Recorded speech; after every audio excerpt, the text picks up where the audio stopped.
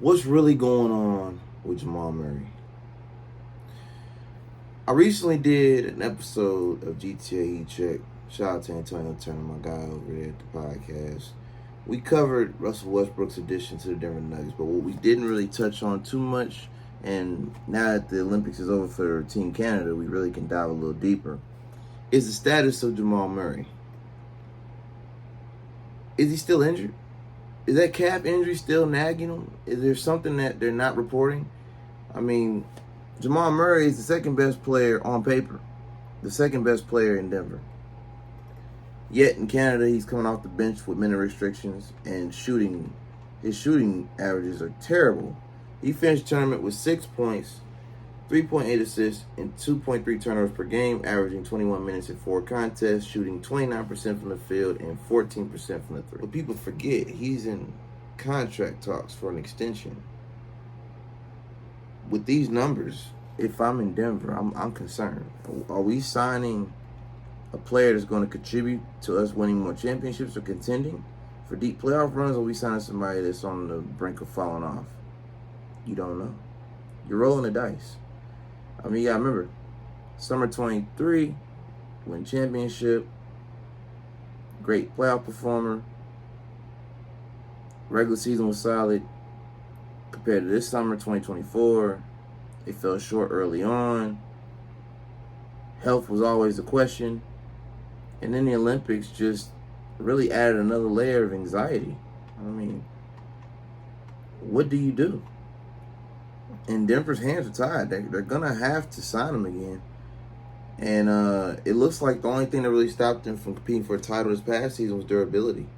So what I want to know is, because we're seeing what Nikola Jokic is doing for Team Serbia. I mean, literally, as long as he's solid, as long as he's contributing, Serbia has a chance to win. But Canada was projected at the beginning of the Olympics to be the second best team, right underneath Team USA. Even though they were in two different brackets, they expected Team Canada to finish, right there, coming in second or third to Team USA, top 3 teams in the competition. For them to fall out without a medal is alarming, to say the least. And Jamal Murray having to come off the bench, playing only 20 minutes per game, you have to wonder, what does this mean for Denver? But going back to my initial video I did of Russell Westbrook, if Jokic is seeing we need a third option, a solid third option, that can be the second option if Murray goes down with another injury. Maybe this was Jokic's way of preparing for the inevitable, okay? That Jamal Murray may not be as durable as you need. I need somebody that has a high motor, solid IQ, can get up and down the court, plays on both sides of the court, can contribute, facilitate, and really contribute in minutes where Jokic is getting his rest. We all know Jokic needs his rest. He can't play a full 48 straight. I mean, he's human, right? So he has to get some time down. If I'm looking at Denver, and let's take a look for a second. Let's look at some contracts real quick. We haven't done one of these in a while. All right, so let's take a look at the contracts here. And if you haven't already, make sure you follow GTA Sports on YouTube. Don't forget to like, comment, subscribe. All right, because right now I'm giving you the Denver Nuggets ISO mode. Just to confirm, Jamal Murray is in a contract year. He can become an unrestricted free agent in the summer of 2025, going into the 25-26 season. They owe him $36 million for this season. Aaron Gordon is on a player option this year, this is last year going to a player option year, $22 million. As far as big contracts go, you got the big 4 of Aaron Gordon, Michael Porter Jr., Jamal Murray, and Nikola Jokic. Nikola Jokic is locked in for the next 3 to 4 years, with a player option on the 4th year. And Michael Porter Jr. becomes unrestricted free agent in the summer of 2027. And don't sleep on the fact they got Russ for cheap, signing him to a 2-year, $6.7 million contract, which includes a 25-26 player option, which worked out greatly for them, mainly because Utah bought out the rest of his contract that was owed from the Clippers. So essentially, with the news collective bargaining agreement, the Denver Nuggets are locked into these 4 players, at least for the foreseeable future.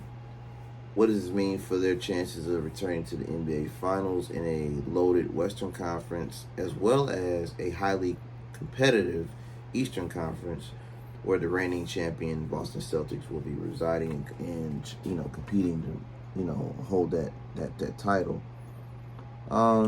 The Denver Nuggets, as long as Jokic stays healthy and Jamal Murray comes back fully healthy from the previous calf injury that he had last season,